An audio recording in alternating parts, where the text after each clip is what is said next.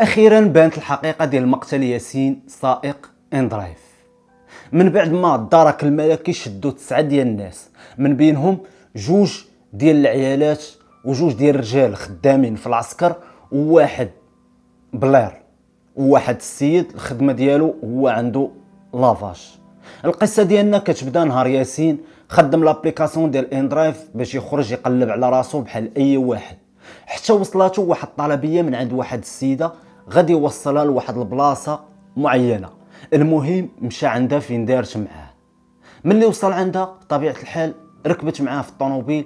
ياسين غادي يتفاجئ انها معها واحد السيد، وداك السيد ما ركبش لقدام، ركب اللور على اساس انه ما عرض ضارو ظهرو ولا ضارينو رجليه، يعني ما قادرش يدير حزام السلامه، وخلى السيده تركب لقدام وهو ركب اللور.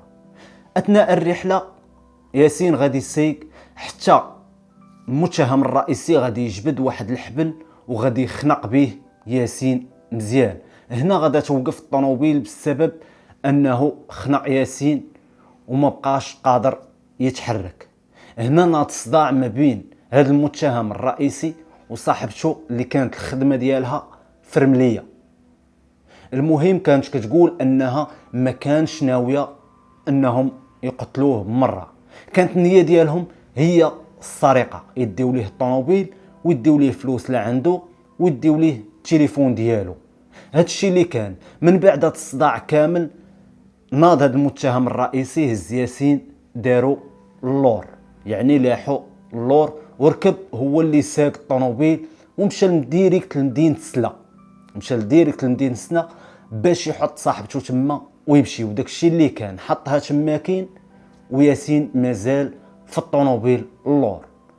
هاد الشيء كامل اللي طرا السيد ما وقفش، مشى كيقلب على الحل باش يتخلص من ياسين، باش يتهنى منه بمره.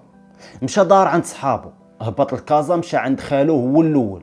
هاد خالو اللي كيقولوا عسكري، مشى عنده وقال ليه شنو كاين. هاد خالو ما بلغش البوليس وما عيطش للاسعاف، وشاف ياسين الحاله اللي كان فيها.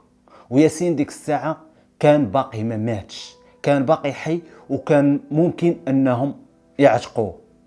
هنا هاد السيد ما وقفش هنا، مشى عند خالو، من بعد داز عند صاحبه اللي عنده لافاج، من بعد هز واحد السيد اللي تبين انه عنده سوابق وتبين انه حتى هو متهم في هذه القضيه ومشارك في هذه الجريمه اللي وقعات. من بعد هاد السيد اشنو غادي يدير؟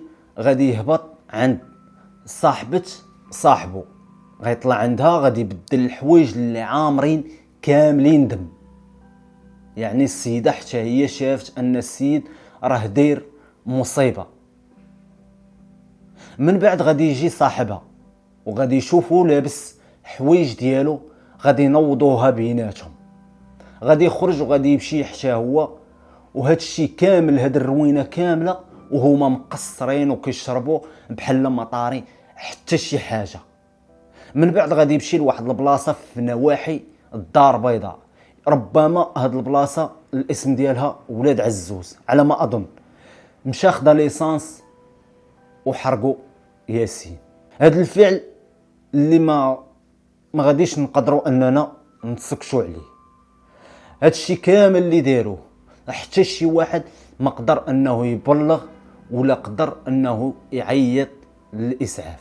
والمتهم الرئيسي قال باللي هو اللي دار هاد الشيء كامل راسو، وهاد الشيء خطط ليه بوحده، وما كانش معول انه يصفيها ليه، كان معول غير انه يشفرو ويدي ليه رزقه ويدي ليه الطوموبيل ديالو وما يخلي ليه حتى شي حاجه، وما كانش في النيه ديالو القتل.